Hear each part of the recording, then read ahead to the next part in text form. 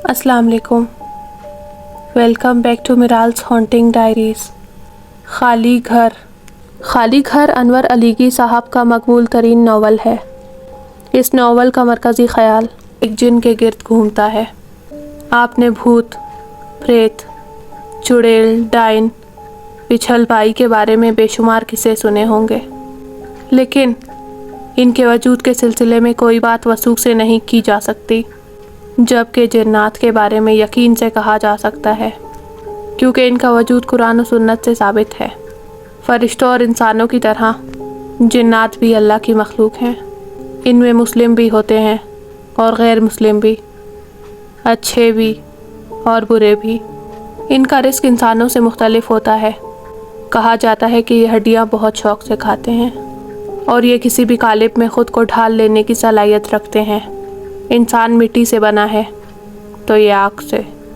ये हमारी दुनिया में ही खिला में आबाद होते हैं और इनकी तादाद इतनी है कि अगर आसमान से एक सुई फेंकी जाए तो वो किसी ना किसी जिन के सर पर गिरेगी। हम इन्हें नहीं देख सकते, जबकि ये हमें देख सकते हैं। ये जब इंसान की सूरत इख्तियार करते हैं तब ही इन्हें देखा जा सकता है। इंसान के रूप में मौजूद जिन को बस हाथ मिलाकर पहचाना जा सकता है।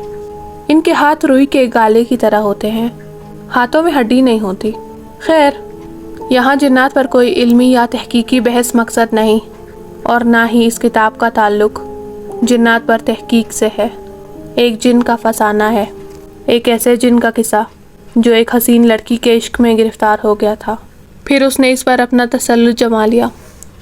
इस नावल का मरकज़ी ख़याल हकीकत पर मबनी है। बाकी कहानी का ताना बाना मेरी तख्लीक है, और तख्लीक भी ऐसी कि इस पर सच का गुमान हो। दिसंबर की ठिठुरती रात थी। चांदनी चटकी हुई थी। गहरी कोहर ने 14वीं के चांद को अपनी आगोश में ले रखा था। दूर तक पुरहैबत सन्नाटा तारी था। जंगल भी जैसे सो गया था। बस्ती के घरों में अंधेरा छाया हुआ था। जलते चराग टिमटिमा कर बुझ गए थे। लालटेन भी धुंधला गई थी।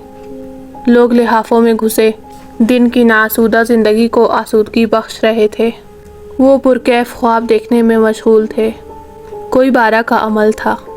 बस्ती के बाहर जंगल में, जहाँ से रेल की पटरी गुजरती थी, एक नाले की पुलिया पर काला बिल्ला बैठा था। इस ठिठुरती रात में वो वाहिद जानवर था जो जाग रहा था। ना सिर्फ जाग रहा था, बल्कि अगले पाँव फैलाए इस तरह इत्मीनान से बैठा था जैसे दिसंबर की रात ना हो, मार्च की कोई रात हो।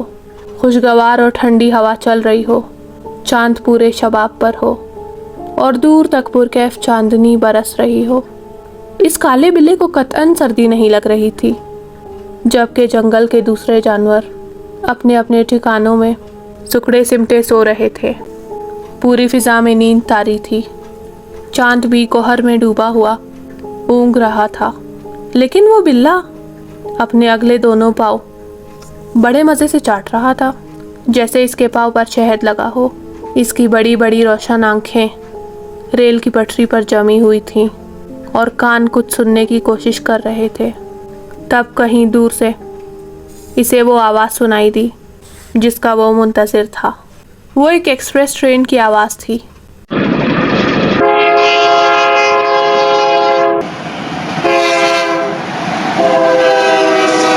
अभी वो दूर ही थी। इसकी धीमी आहट सुनाई दे रही थी।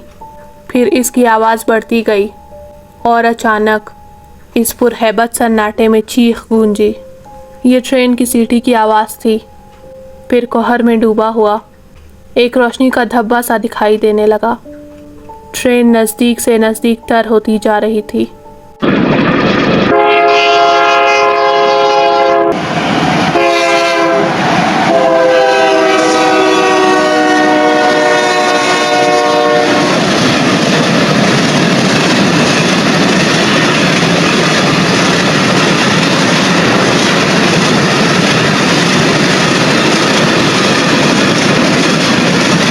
ट्रेन की दरदराहट और इंजन की पेशानी पर लगी रोशनी दोनों साफ सुनाई और दिखाई दे रहे थे। चंद लम्हों में गाड़ी इस छोटी सी पुलिया से गुजरने वाली थी। तब वो काला बिल्ला गुर्रा कर खड़ा हो गया। اس نے اپنی نظریں انجن پر گاڑ دی۔ اسی وقت ٹرین کو بریک لگنے شروع ہو گئے۔ ڈرائیور کو کئی انسان سفید چادروں میں لپٹے ہوئے نظر آ رہے تھے۔ وہ برابر پٹری پر سر رکھے لیٹے ہوئے تھے۔ وہ اسے اچانک ہی دکھائی دیے تھے۔ کوہر اتنی گہری تھی کہ قریب کی چیز بھی دھندلی دکھائی دے رہی تھی۔ ڈرائیور کو جب یہ انسان پٹری پر لیٹے ہوئے نظر آئے تو گاڑی ان کے سر پر پہنچ چکی تھی۔ دنیا کی کوئی طاقت انہیں اب ٹرین کے نیچے آنے سے نہیں بچا سکتی تھی۔ پھر بھی ڈرائیور نے ایمرجنسی بریک لگائی۔ گاڑی رکتے رکتے بھی ان سفید لاشوں سے گزر گئی۔ گاڑی کی آخری بوگی پلیا کے سامنے رکی۔ کالے بلے نے پلیا سے چھلانگ لگائی اور گارڈ کے کمپارٹمنٹ کی طرف منہ اٹھا کر دیکھنے لگا۔ گارڈ اشرف احمد جو اونگ گیا تھا گاڑی کے رکتے ہی چونک گیا۔ اس نے کھڑکی کو اٹھا کر دیکھا۔ دور تک کسی اسٹیشن کے آثار نہیں تھے۔ اس کے حساب سے ابھی اسٹیشن آنے میں 1 گھنٹہ باقی تھا۔ پھر یہ گاڑی کہاں رک گئی؟ اشرف احمد نے جلدی سے اپنی ٹوپی سر پر رکھی، لائٹ اٹھا کر دروازہ کھولا اور دروازہ کھول کر اس نے باہر جھانکا۔ چاندنی رات کے باوجود اسے کوہر کے علاوہ کچھ نظر نہیں آیا۔ وہ اپنے ڈبے سے نیچے اترا تاکہ ڈرائیور کے پاس جا کر صورتحال معلوم کر سکے۔ ابھی اس نے آخری سیڑھی پر پاؤں ہی رکھا تھا کہ اس کے کانوں میں میاؤں کی آواز آئی۔ اشرف احمد کو بڑی حیرت ہوئی کہ اس ٹھٹھرتی رات میں یہ بلی کہاں سے آئی۔ یہ وقت زیادہ سوچنے کا نہیں تھا۔ اس نے لائٹ کا رخ کالے بلے کی طرف کیا اور اس پر سرسری سی نگاہ ڈالتا ہوا آگے بڑھ گیا۔ اس وقت اس کے سر پر یہ فکر سوار تھی کہ گاڑی کیوں رکی ہے۔ گارڈ کے آگے جانے کے بعد کالے بلے نے ایک چھلانگ لگائی اور گارڈ کے ڈبے میں داخل ہو گیا۔ اشرف احمد بڑے دل گردے کا آدمی تھا، لیکن اسے آگے جاتے ہوئے اچانک خوف سا محسوس ہونے لگا۔ اس کی ریڑھ کی ہڈی میں جیسے سنسناہٹ سی پھیل گئی۔ چند قدم آگے بڑھانے کے بعد اس نے پیچھے مڑ کر دیکھا۔ اس جگہ لائٹ ڈالی جہاں بلی دکھائی دی تھی، مگر اب وہاں کچھ نہیں تھا۔ پھر وہ اپنے خوف کو جھٹک کر تیز تیز انجن کی طرف بڑھنے لگا۔ ابھی اشرف احمد دور نہ گیا تھا کہ اسے سامنے سے کوئی ٹارچ لیے بھاگتا ہوا نظر آیا۔ وہ انجن ڈرائیور صادق حسین تھا۔ وہ ٹارچ کی روشنی ٹرین کے نیچے ڈالتے ہوئے تیزی سے بھاگا آ رہا تھا۔ گارڈ اشرف احمد کو دیکھ کر رک گیا۔ کیا ہوا؟ اشرف احمد نے صادق حسین کو پہچان کر پوچھا۔ کیا کسی نے زنجیر کھینچی ہے؟ نہیں سر، گاڑی میں نے خود روکی ہے، صادق حسین نے ہانپتے اور کانپتے ہوئے کہا۔ کیوں؟ خیر تو ہے؟ اشرف احمد کی پیشانی پر بل پڑ گئے۔ خیر نہیں ہے سر، مجھے یقین ہے وہ سب مر گئے ہوں گے۔ صادق حسین بہت پریشان تھا۔ کون مر گئے ہوں گے؟ یہ تم کیا کہہ رہے ہو؟ اشرف احمد نے گھبرا کر پوچھا۔ میرے ساتھ آ جائیے، آگے چل کر دیکھتے ہیں، صادق حسین اشرف احمد کے ڈبے کی سمت بڑھتے ہوئے بولا۔ پر ہوا کیا؟ اشرف احمد نے پوچھا۔ سر خدا کی قسم میں نے جان بوجھ کر انہیں نہیں مارا۔ وہ لوگ مجھے اچانک نظر آئے تھے اور جب نظر آئے اس وقت گاڑی ان کے سروں پر پہنچ چکی تھی۔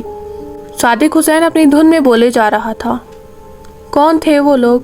اس ٹھٹھرتی رات میں ایسے جنگل میں وہ کیا کر رہے تھے؟ اشرف احمد اس کے ساتھ ساتھ گاڑی کے نیچے پٹریوں پر روشنی ڈالتا ہوا تیزی سے آگے بڑھ رہا تھا۔ وہ کہیں تھے اور سفید چادروں میں لپٹے ہوئے، سر پٹری پر رکھے لیٹے ہوئے تھے۔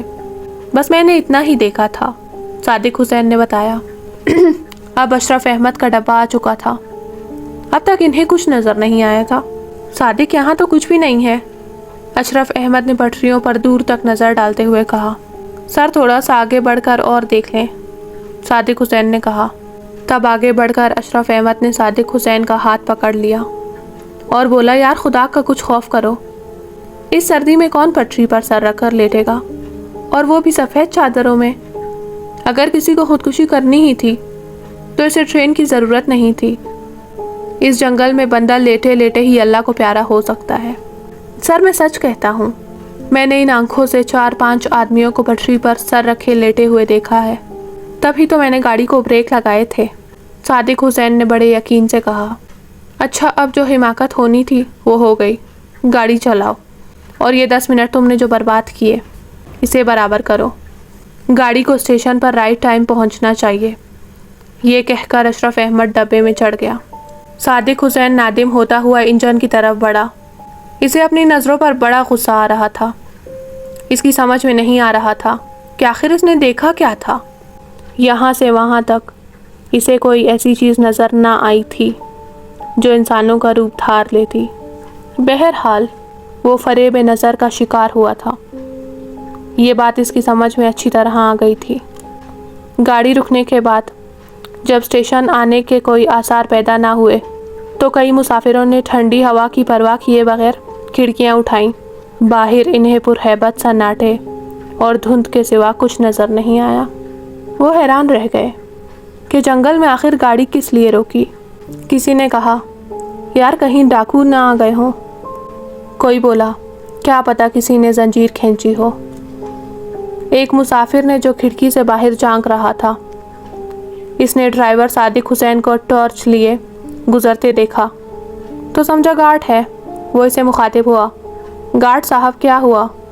بھائی ابھی تو کچھ نہیں ہوا، پھر گاڑی کیوں رکی ہوئی ہے؟ میں اسے ابھی چلاتا ہوں جا کر، آپ فوراً کھڑکی بند کر لیں۔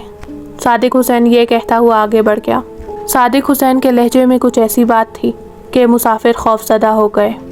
اس نے فوراً کھڑکی بند کر دی۔ چند منٹوں کے بعد گاڑی نے حرکت کی اور پھر اس نے بہت جلد رفتار پکڑ لی۔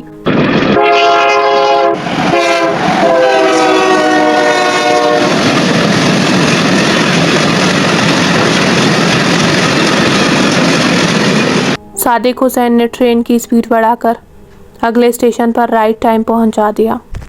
گاڑی کے پلیٹ فارم پر رکتے ہی گارڈ اشرف احمد اپنے ڈبے سے باہر آیا۔ سردی اپنے عروج پر تھی۔ اشرف احمد کے دانت بج رہے تھے۔ اسٹیشن پر گاڑی 10 منٹ ٹھہرتی ہے۔ اس نے سوچا چل کر چائے کے اسٹال پر چائے پی لی۔ گارڈ کے اترنے کے بعد وہ کالا بلہ بھی ڈبے سے باہر آیا۔ گارڈ کا ڈبہ پلیٹ فارم سے پیچھے تھا۔ کالے بلے نے ڈبے سے زمین پر چھلانگ لگائی۔ چھلانگ لگاتے ہی جیسے وہ فضا میں تحلیل ہو گیا۔ وہ زمین پر نہیں گرا۔ ہاں، البتہ ایک لہیم شہیم شخص کمبل اوڑھے پلیٹ فارم کی طرف چلتا ہوا نظر آ رہا تھا۔ اس اسٹیشن پر چند مسافر بھی ڈبے سے باہر آئے۔ یہ زیادہ تر چائے کی فکر میں ہی اترے تھے۔ ایک دو مونگ پھلی کے ٹھیلے کی طرف بڑھے۔ اس لہیم شہیم شخص نے پلیٹ فارم پر آ کر گاڑی کے ڈبے پر نظر ڈالی۔ اس ڈبے کا دروازہ کھلا ہوا تھا۔ وہ پورے اطمینان سے ڈبے میں داخل ہو گیا اور ایک مناسب جگہ دیکھ کر فرش پر بیٹھ گیا۔ اس نے کمبل اس طرح اوڑھا ہوا تھا کہ اس کا چہرہ چھپ گیا تھا، بس ناک اور منہ کا تھوڑا سا حصہ نظر آ رہا تھا۔ وہ اپنی چال ڈھال اور لباس سے کوئی مزدور دکھائی دیتا تھا۔ کسی بھی مسافر نے اس پر توجہ نہیں دی۔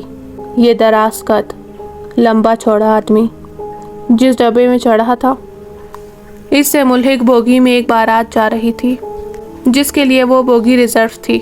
اس میں باراتیوں کے علاوہ کوئی مسافر نہیں تھا۔ راستے میں بہت سے مسافروں نے بوگی خالی دیکھ کر اس میں چڑھنے کی کوشش کی تھی تو انہیں بڑی مشکل سے روکا گیا تھا۔ اب بھی بڑے اسٹیشن پر کچھ مسافر ادھر آنے کی کوشش کرتے تھے۔ اب ان لوگوں نے بوگی کے دروازے اندر سے بند کر لیے تھے۔ کوئی کتنا ہی دروازہ پیٹتا، یہ نہ کھولتے۔ بوگی میں خوب ہنگامہ ہو رہا تھا۔ باراتی اپنی اپنی پسند کی ٹولی بنائے بیٹھے تھے۔ لڑکے تاش کھیلنے میں مشغول تھے اور لڑکیاں گانوں میں مصروف تھیں۔ یہ طے کیا گیا تھا کہ پوری رات کوئی سوئے گا نہیں۔ ٹرین میں ویسے بھی کہاں نیند آتی ہے، لیکن کچھ نیند کے رسیا ایسے بھی تھے جنہیں سولی پر بھی نیند آ جاتی تھی۔ جب ویسے لوگ سونے کی کوشش کرتے تو انہیں فوراً اٹھا دیا جاتا، ان کے اوپر سے کمبل کھینچ لیے جاتے یا لڑکیوں سے ڈھولک لے کر ان کے کان پر بجائی جاتی تو وہ بیچارہ کھسیا کر اٹھ جاتا اور کہتا، میں سو تھوڑا ہی رہا تھا، میں تو ایسے ہی لیٹا تھا۔ لڑکوں نے ایک بندے کی ڈیوٹی لگائی تھی کہ وہ پوری بوگی میں گھوم پھر کر دیکھے اور اسے جہاں بھی کوئی سوتا ہوا نظر آئے فوراً تھانے پر آ کر اطلاع دے۔ اس بارات کے معمر لوگ یعنی دولہا کے ابا، تایا، چچا اور ماموں وغیرہ یا ان لوگوں کے ہم عمر دوست بوگی کے ایک کونے میں اپنی محفل جمائے ہوئے بیٹھے تھے۔ قصے کہانیاں چل رہی تھی، آپ بیتی اور جگ بیتیاں سنائی جا رہی تھی۔ پھر طے ہوا کہ ہر شخص اپنی زندگی کا کوئی ناقابل فراموش واقعہ سنائے، اور پھر بات ہوتے ہوتے جنات پر ٹھہری۔ دسمبر کی وہ رات، سردی کی شدت، ٹرین کا سفر، بارات اور وہ کالا بلّا۔ اس کہانی میں آگے کیا ہوا، جاننے کے لیے میرے چینل کو سبسکرائب کریں۔